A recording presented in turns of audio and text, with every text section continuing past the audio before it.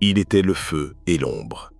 Un artiste célébré pour son génie, mais hanté par des démons que personne ne voulait vraiment voir.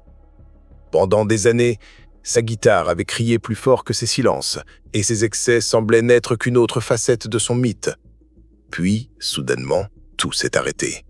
Un soir d'août, la route est devenue son ultime scène. Pas de projecteur, pas d'applaudissements. Seulement un fracas brutal qui a réduit une légende au silence. Mais est-ce vraiment là que l'histoire se termine? Ou ce drame n'est-il que la dernière pièce d'un puzzle bien plus sombre, fait de trahison, de blessures et de vérités qu'on a toujours préféré taire? Car derrière les riffs sauvages et l'image d'un rebelle insoumis, se cachait une vie marquée par des conflits invisibles, des fractures jamais refermées. Et pour comprendre pourquoi cette fin semble résonner comme une tragédie annoncée, il faut remonter bien avant ce jour fatidique. It's the end of the world, as you know it. But I feel fine. Helena, Alabama. Une petite ville perdue au cœur du sud américain, où les routes poussiéreuses s'étirent sous un soleil implacable. Rien ne laissait présager qu'ici naîtrait un guitariste capable de marquer à jamais l'histoire du métal. Et pourtant, c'est dans cette chaleur étouffante, le 16 janvier 1974, que William Brent Hines voit le jour. Son enfance reste relativement discrète. Peu de détails sont connus, mais très tôt, Brent découvre dans la guitare un langage unique. Ses premières notes sont désordonnées et parfois brutales, mais derrière ce chaos se cache une intensité presque mystique. Le blues du Sud, les riffs de Black Sabbath, la folie d'Hendrix, tout cela s'entremêle dans ses doigts. Chaque soir, enfermé dans sa chambre, il joue jusqu'à l'épuisement, comme si sa vie en dépendait. Les années 90 ne lui offrent pas la gloire, mais l'errance. Bars enfumés, groupes éphémères, nuits noyées dans l'alcool. Brent travaille sur les chantiers le jour, gratte sa guitare la nuit. Ses excès commencent déjà à le consumer, mais dans chaque performance chaotique, on devine une étincelle qui pourrait embraser quelque chose de grand. C'est à Atlanta que tout bascule. La ville est alors un foyer bouillonnant, mélange de hip-hop, de rock alternatif et de métal en mutation. C'est là que Brent croise Bill Kelliher, Brann Dailor et Troy Sanders. 4 musiciens unis par la même soif, repousser les limites, créer une musique aussi colossale qu'un monstre préhistorique. Une nuit, autour d'une répétition improvisée, l'alchimie est immédiate. De cette rencontre naît un nom, Mastodon. Dès leur début, le ton est donné. Leur premier album, Remission 2002, n'est pas une simple carte de visite, c'est une déflagration, un son lourd, technique, brutal, qui impose immédiatement le respect. Mais le monde n'a encore rien vu. 2 ans plus tard, Léviathan, 2004, inspiré de Moby Dick, surgit et impose Mastodon comme un groupe visionnaire. L'underground n'est plus leur territoire, ils commencent à dominer la scène. Sur scène, Brent est une énigme vivante. Ses solos ne sont pas des simples démonstrations techniques, mais des voyages hallucinés. Sa guitare pleure, rugit, grince comme une bête enragée. Avec sa moustache imposante, ses tatouages et son allure de cow-boy déglingué, il fascine autant qu'il dérange. Les succès s'enchaînent. Blood Mountain 2006, Crack the Sky 2009, The Hunter 2011, Emperor of Sin 2017. En 2018, Mastodon décroche même un Grammy pour Sultan's Curse, une consécration inespérée pour un groupe né dans les marges. Mais derrière les trophées et les tournées triomphales, Brent vacille. En 2007, il est victime d'une agression violente après une cérémonie MTV qui lui cause une grave blessure à la tête. Beaucoup pensent qu'il ne jouera plus jamais. Pourtant, il revient, plus sauvage encore, comme s'il avait défié la mort elle-même. Cette fragilité ne le quitte jamais. Dans ses interviews, Brent confie qu'il supporte mal la célébrité et les longues tournées. Ses propos, parfois contradictoires, montrent un artiste partagé entre passion et rejet de l'industrie.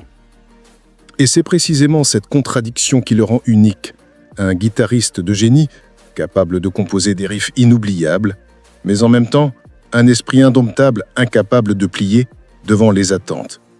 Brent Hines est à la fois l'âme de Mastodon et sa faille la plus dangereuse. Au sommet, il semble intouchable, mais chaque note jouée porte déjà en elle une fissure invisible, comme si derrière les acclamations, une tragédie silencieuse se préparait. Car dans la vie de Brent, la lumière et l'ombre n'ont jamais cessé de s'affronter. Le 20 août 2025, Atlanta s'enfonce dans une nuit moite et lourde. La chaleur du jour s'attarde encore, collée à l'asphalte, comme une respiration suffocante qui refuse de s'éteindre. Les néons des bars et des stations-service percent l'obscurité, dessinant des reflets tremblants sur les vitres et les carrosseries. La ville semble ralentie, presque figée. Mais soudain, un grondement déchire le silence, celui d'une Harley-Davidson, massive et noire. Au guidon, un homme qui n'a jamais accepté d'être domestiqué. Cet homme, c'est Brent Hinds. Guitariste légendaire, enfant terrible du métal progressif, ils font la nuit avec la même intensité qu'il mettait dans ses riffs. Pour lui, chaque trajet est une échappée sauvage, un cri de liberté. La moto n'est pas seulement son véhicule, elle est son double, son ombre vivante. Quelques mois plus tôt, le monde avait déjà été secoué par une nouvelle inattendue. Mastodon, groupe dont il était l'un des piliers depuis 25 ans, annonçait officiellement son départ. Dans un communiqué froid, les autres membres parlaient d'une décision mutuelle, d'une séparation en bons termes. Mais Brent, fidèle à lui-même, avait refusé cette façade polie. Sur Instagram, il criait sa vérité. « Je n'ai pas démissionné, on m'a mis dehors ». Ces mots avaient frappé comme un coup de tonnerre. Les fans s'étaient divisés, certains accusant le groupe de trahison, d'autres reprochant à Brent son caractère ingérable, ses excès, son refus des compromis. Une querelle qui, à elle seule, suffisait déjà à ébranler la légende. Ce 20 août, pourtant, tout paraît soudain bien lointain. Brent roule dans le centre d'Atlanta, concentré, presque paisible. Mais à une intersection, le destin frappe avec une brutalité insoutenable. Un SUV BMW, lancé dans une manœuvre imprudente, coupe la route. Le choc est immédiat, violent, métallique.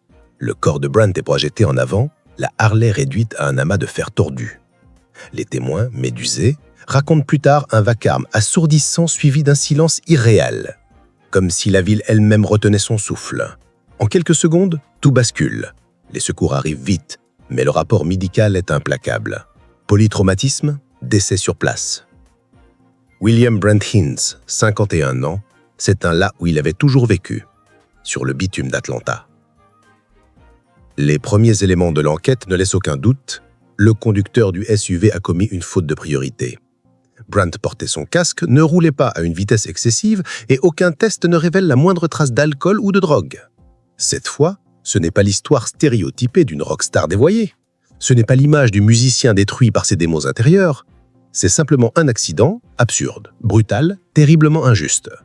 Et pourtant, lorsque la victime s'appelle Brent Hinds, l'événement cesse d'être banal. Il devient une tragédie symbolique. La nouvelle se répand comme une traînée de poudre. Sur les réseaux sociaux, les hommages affluent. Le hashtag RIP Brent Hinds et le hashtag Mastodon montent en flèche. Les vidéos de ses concerts refont surface, ses solos circulent comme des prières modernes. Les fans se souviennent de leur première rencontre avec sa musique, de ce riff qui les a bouleversés, de ce regard sauvage sur scène.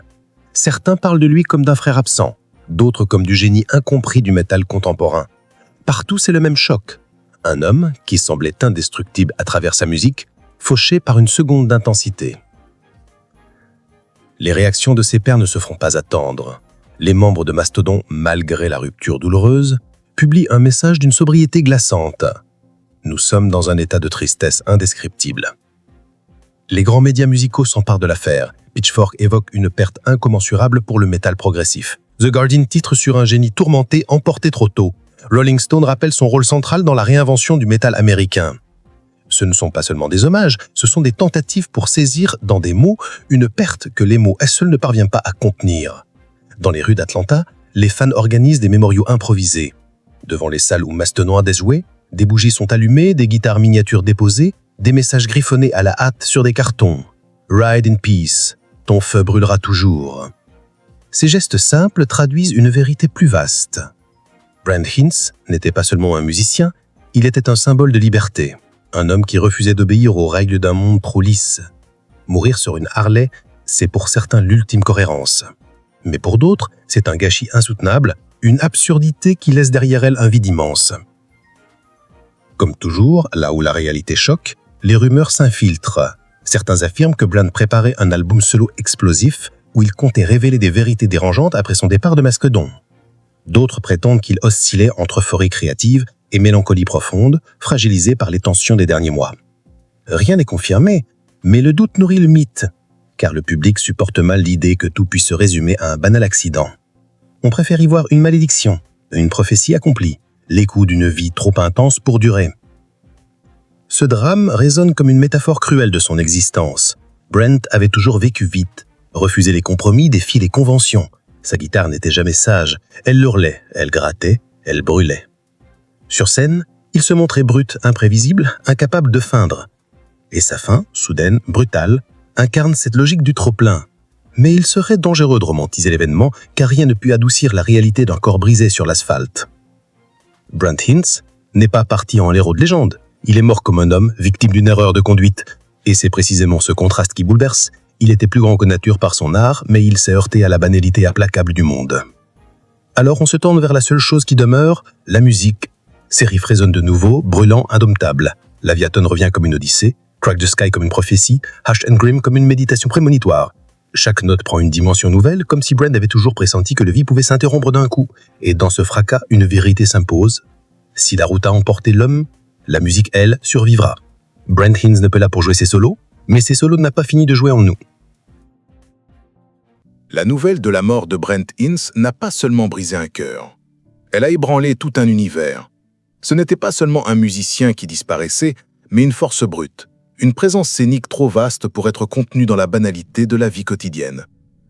Et soudain, ce géant de chair et de cordes s'éteignait dans un banal carrefour d'Atlanta. Le contraste était insoutenable. L'homme qui avait dompté les foules, électrisé les stades, façonné des albums devenus mythiques, réduit à une simple statistique routière.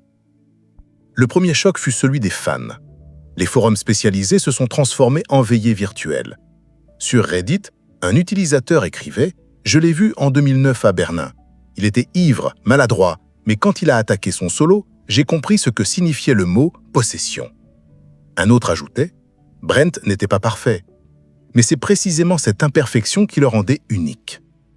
Sur X, ancien Twitter, les hashtags Ride in Peace et Forever Mastodon atteignirent des millions de vues en quelques heures. Les vidéos de ses solos se multiplièrent, circulant comme des prières électriques. Dans la presse, les mots tentaient de saisir l'insaisissable. Plusieurs médias rappelèrent son rôle central dans la réinvention du métal américain. Certains soulignèrent son caractère imprévisible, parfois insupportable, mais toujours authentique. Rolling Stone évoquait l'âme indomptée de Mastodon, tandis que d'autres magazines parlaient d'une perte immense pour le métal contemporain. Pourtant, derrière l'unanimité apparente, des fractures se dessinaient. Certains rappelaient ses excès, ses colères, ses tournées gâchées par l'alcool, ses interviews incendiaires. Ils disaient « Ne faisons pas de lui un saint ». Il a aussi blessé des proches, humilié des fans. Mais en face, une autre voix répliquait, plus puissante encore. Oui, il était imparfait. Mais qu'est-ce que le rock, sinon l'imperfection sublimée? Les anciens membres de Mastodon furent plongés dans un dilemme insoutenable. Comment continuer sans lui? Pouvait-on encore appeler Mastodon un groupe amputé de son âme? Brann Dailor, le batteur, écrivit un message bouleversant. Brent était notre frère, notre tempête, notre chaos. Sans lui, nous sommes orphelins. Très vite, les rumeurs enflèrent. Allait-il annuler la tournée prévue pour 2026? Ou transformerait-il chaque concert en hommage?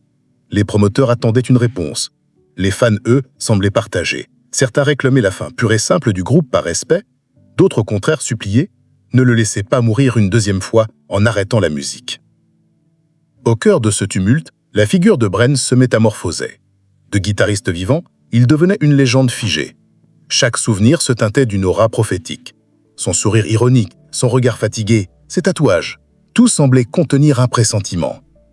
Dans Hushed and Grim, dernier album enregistré avec lui, de nombreux fans relisaient désormais certains passages comme s'ils annonçaient déjà sa fin. Le climax émotionnel survint quelques jours plus tard, lors d'une veillée organisée spontanément à Atlanta.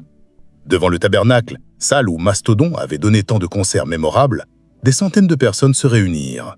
Des bougies furent allumées, des photos posées sur les marches, et plusieurs fans improvisèrent d'une jam session, reprenant les riffs de Brent avec des guitares usées, parfois désaccordées. Le son était chaotique. Mais dans ce chaos résonnait une vérité, plus forte que toutes les symphonies. Brent vivait encore à travers leurs mains tremblantes. Un ami de longue date du musicien prit la parole, la voix brisée. Brent n'était pas un héros, il n'était pas un modèle, mais il avait ce don rare, celui de nous rappeler que la vie, même dans sa brutalité, mérite d'être criée.